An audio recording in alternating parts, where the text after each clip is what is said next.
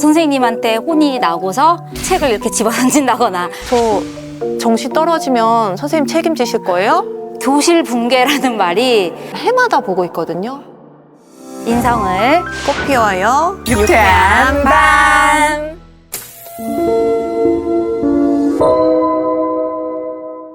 안녕하세요. 저는 15년차 초등교사 박정은입니다. 안녕하세요. 저는 15년차 중학교 미술교사 박은선입니다. 반갑습니다.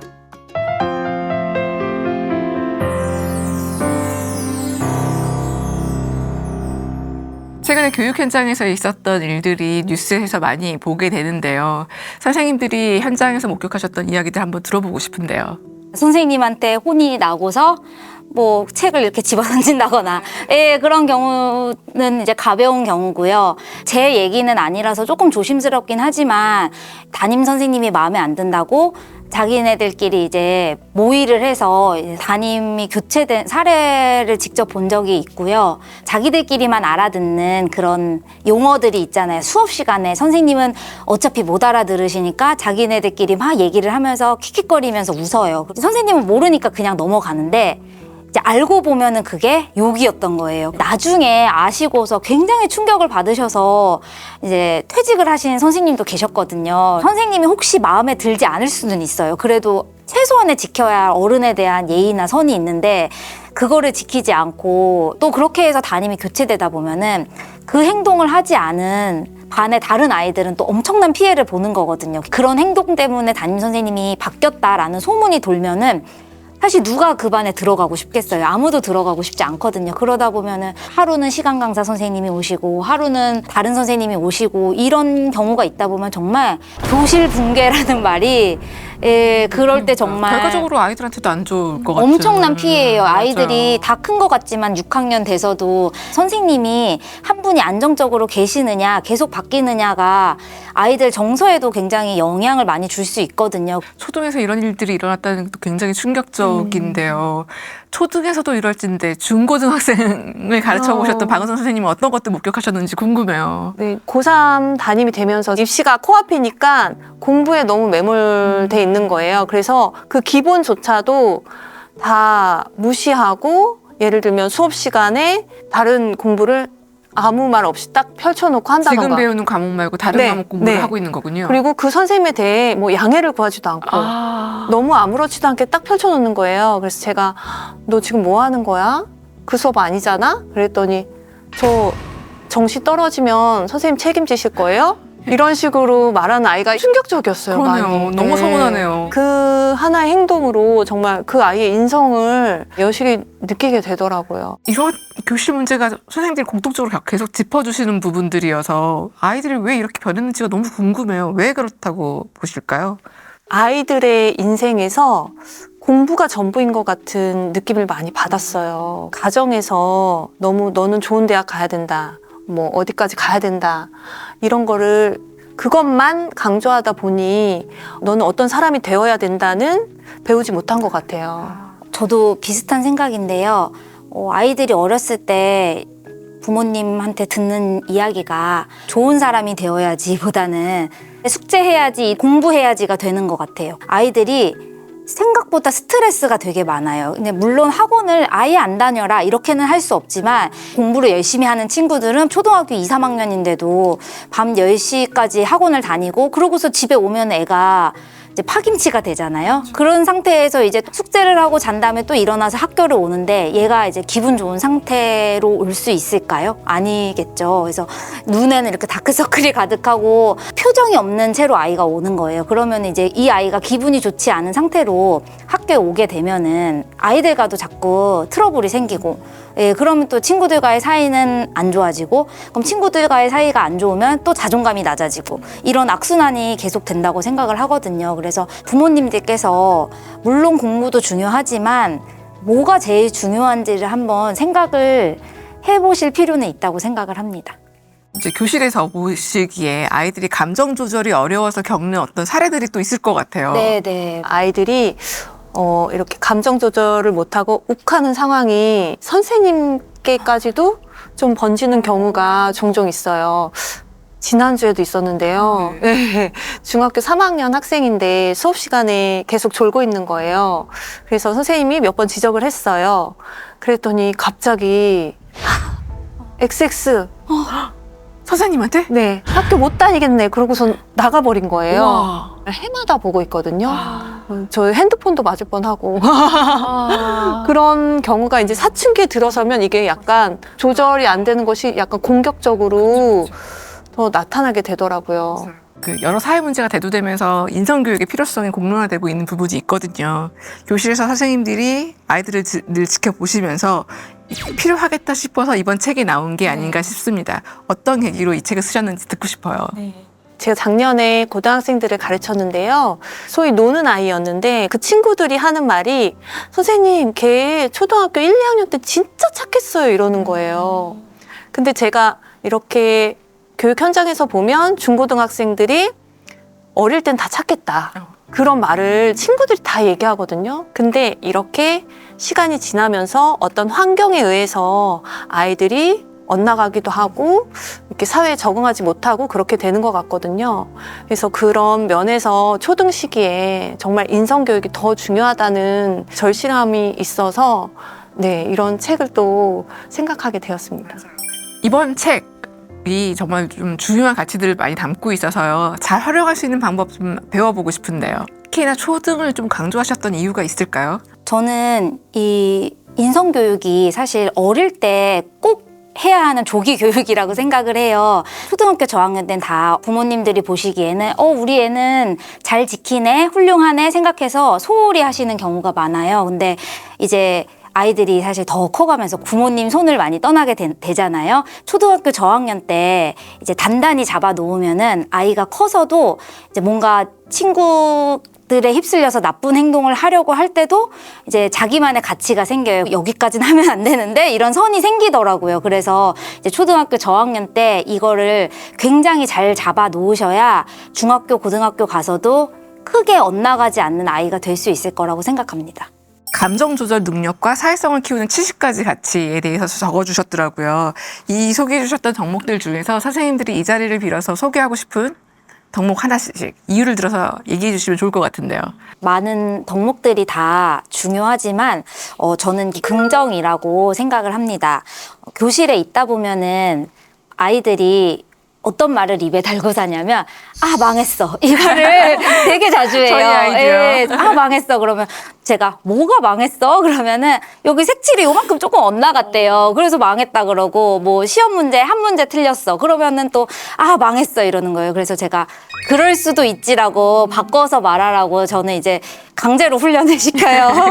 예, 그래서 말하는 대로라는 노래도 있잖아요. 맞죠. 예, 그래서 저는 말에는 정말 엄청난 힘이 있다고 생각을 해요. 그래서 괜찮아? 그럴 수도 있지. 뭐 오히려 좋아. 이런 말을 하다 보면은 뭐 처음에는 안 괜찮아도 마음이 괜찮아지고 그렇게 마음이 바뀐다고 생각을 하거든요. 그래서 이건 또 어른들한테도 또 똑같이 해당되는 말이라고 생각을 해요. 그래서 살다가 슬프고 좌절하는 순간이 올 때 남이 아무리 위로를 해줘도 해결이 안 되더라고요. 그거를 이제 이겨내는 힘은 내 안에서 온다고 생각을 해요. 그래서 저는 이 긍정이라는 가치가 굉장히 중요하다고 생각을 했습니다.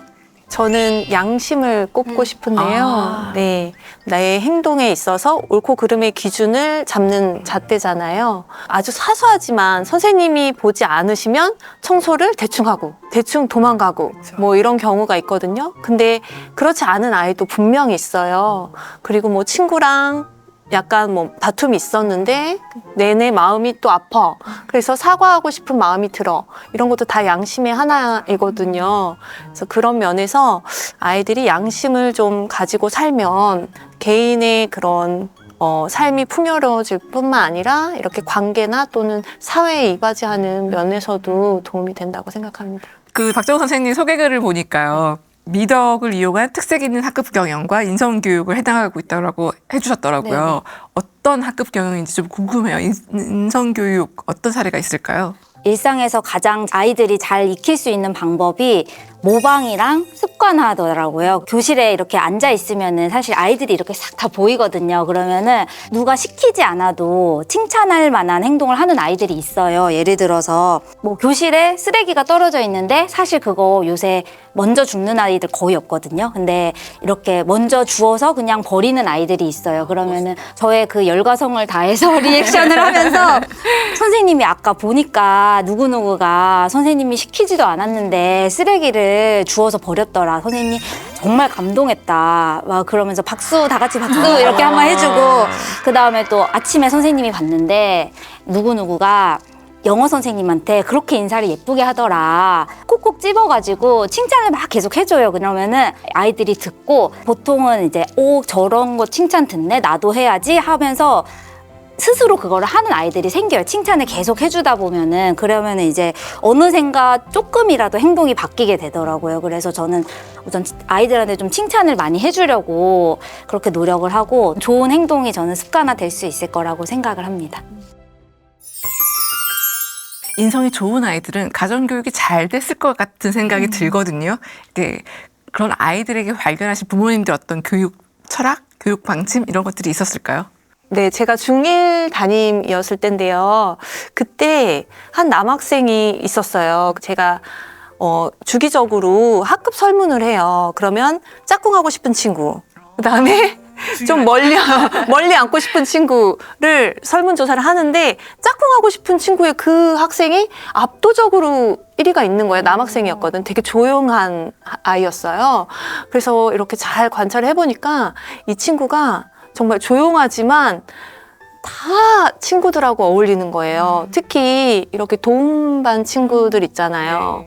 이 친구를 체육 시간에 그렇게 챙겨주는 거예요. 그리고 이제 축구 연습을 하는데 그 친구가 잘 못하니까 1대1로 막 알려주는 거예요. 그리고 급식하다가 뭔가 벌레가 나왔어요. 그럼 애들이 소리만 지르고 막 도망가는데 걔는 조용히 가서 벌레 딱 잡고 좀 이런 친구였어요. 와. 그래서 정말 특이해요. 이런 아이가 네, 흔치 않아서. 때문에. 3월에 가정환경조사서를 부모님한테 받잖아요. 그걸 어느 날 이렇게 보는데 대부분의 학부모님들은 마지막에 뭐 올해 우리 아이가 이루고 싶은 것, 뭐 이런 바라는 점 이런 거에 뭐 공부를 잘했으면 좋겠어요. 뭐 꿈을 가졌으면 좋겠어요. 이런 거 쓰시는데 그 학생의 부모님은 정말 기억이 남는 거예요. 저는 지금까지도. 자기만 알기보다 남과 함께 어울리는 아이가 되었으면 좋겠다. 부모님의 그 교육 방침이 네. 아이한테 그대로 가서 그대로 몸에 티가 나고 네. 있는 거군요. 그래서 그 학생 꿈이 경찰이었어요. 너무 잘 어울린다. 네, 네. 그래서 경찰이 됐겠죠? 궁금하네요. 네, 그래서 그런 가정교육이 정말 아이가 학교에서도 그대로 이어지는 게 보였어요. 네. 진짜 아이들의 인성은 부모님들이 많이 만들어주시는 부분이 분명히 네. 있는 것 같아요. 반대로 아이를 망가뜨리는 부모님의 어떤 행동이나 말도 있을 것 같다는 생각이 들거든요. 그런 거 발견하셨을 경우가 있었을까요?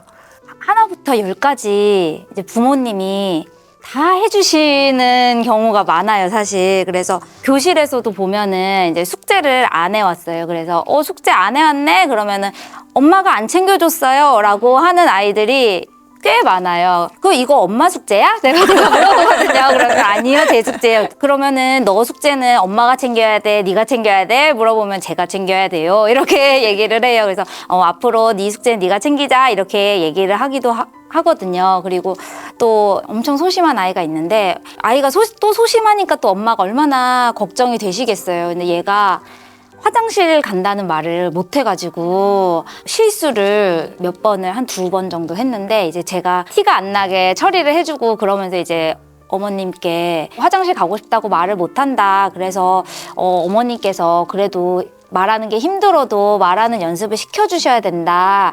이렇게 얘기를 했더니 그 어머님께서는 뭐라고 얘기를 하셨냐면은 아이가 불편한지 좀 살펴봐 달라고 그렇게 얘기를 하시더라고요, 저한테. 근데 그때가 한 3월쯤이었으면 제가 당연히 이제 아이가 적응하느라 힘들고 하니까 그랬을 텐데 그때 거의 1학기가 끝나가는 시점이었거든요. 그래서 이제 그때 제가 어머님께 어머님 하지만 이런 얘기 정도는 스스로 할 수 있어야 한다.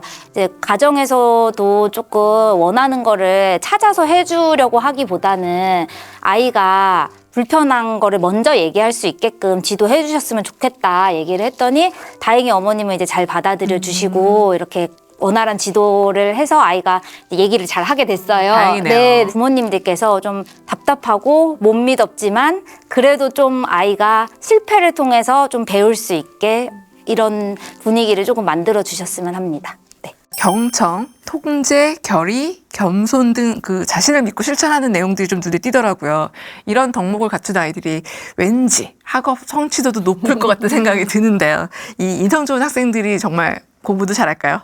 인성 좋은 아이들이 공부를 잘 하는 경우가 많습니다. 왜냐하면 인성이 좋은 아이들은 자기 조절이 잘 된다는 뜻이고 또 자기 조절이 잘 된다는 거는 내가 하고 싶은 일을 잠시 멈추고 학업에 집중할 확률이 높아요. 저는 이 아이는 나중에 기필코 꼭 그렇죠. 학업이 아니더라도 잘 될 아이들이라고 생각을 합니다. 공부가 아니더라도 이 아이는 인성이 바르고 자기를 잘 알기 때문에 자기가 뭘 해야 되는지 뭘 하고 싶은지를 잘 알고 옳은 방향으로 나아갈 수 있다고 생각을 해요. 그래서 저는 인성 좋은 아이들이 성공할 수 있다고 확신합니다. 선생님들이 생각하시기에 부모님들이 가르쳤으면 하는 최소한의 인성 내용이 있을 것 같거든요. 어떤 건지 한 분씩 들어보고 싶습니다. 저는 다른 사람들과 함께 살아가기 위해서 최소한으로 익혀야 하는 인성 덕목이 책임과 배려라고 생각을 합니다. 그래서 내가 맡은 일을 이제 끝까지 해내려고 노력을 한다면 다른 사람에게 피해 줄 일이 없고 혹시 내가 책임을 다하지 못했더라도 사람들은 이 사람이 책임을 지기 위해서 노력했다는 걸 다 알고 있거든요. 그렇기 때문에 이제 다른 사람한테 혹시 피해가 가더라도 다른 사람들이 그래도 이 친구는 끝까지 열심히 했어 라고 생각을 할 거예요. 이런 책임과 배려가 필수라고 생각을 합니다. 박은선 선생님은 또 어떻게 생각하실까요? 누구나 실수할 수 있잖아요. 그렇죠. 네, 그래서 실수하고 난 후가 좀 중요한 것 같아요. 그래서 실수에 대해서 내가 진정성 있게 사과할 수 있는 용기도 필요하다고 생각을 합니다. 학교 현장에서도 아이들이 다투고 나서 그냥 얼버무리면서 지나가려고 하는 경우가 엄청 많거든요. 근데 그러지 말고 정말 다음 행동을 위해서는 본인의 그런 행동을 좀 성찰하고 용기 있게 사과도 하고 그런 모습이 아이들이 점점 이렇게 성장해가는 모습이 아닌가 생각해요. 끝으로 저희 인성교육에 힘쓰고 계신 저희 유쾌한 밤 시청자분들께 인사 부탁드리겠습니다. 태도나 마음은 가정에서 시작된다고 생각을 합니다. 그래서 가정에서 우리 아이의 인성을 좀 잘 살펴주시고 공부보다는 사람이 먼저 되는 그런 교육에 힘써주셨으면 좋겠습니다. 저는 이제 학교에서 아이들을 가르치는 교사이자 아이를 키우는 부모로서 항상 많은 생각을 해요. 우리 아이를 어떻게 키울 것인가, 우리 반 아이들이 어떻게 자랐으면 좋겠을 것인가 이런 생각을 하는데요. 여러 가지 조건들이 있지만 생각해보면은 아이가 행복했으면 좋겠거든요. 아이도 행복하고 친구도 행복하고 다 같이 행복하려면 인성이 우선되어야 된다고 생각을 해요. 인성 교육의 토대 위에 아이들이 행복함이 자란다고 생각을 해요. 그래서 인성 교육을 누구보다도 무엇보다도 강조하셨으면 좋겠습니다. 지식보다 강조되는 게 인성일 것 같아요. 우리 아이들 삶의 뿌리를 단단하게 박을 수 있는 가치 교육 영상 보시면서 같이 나눠보셨으면 좋겠습니다. 오늘 나와주셔서 감사합니다. 감사합니다. 감사합니다.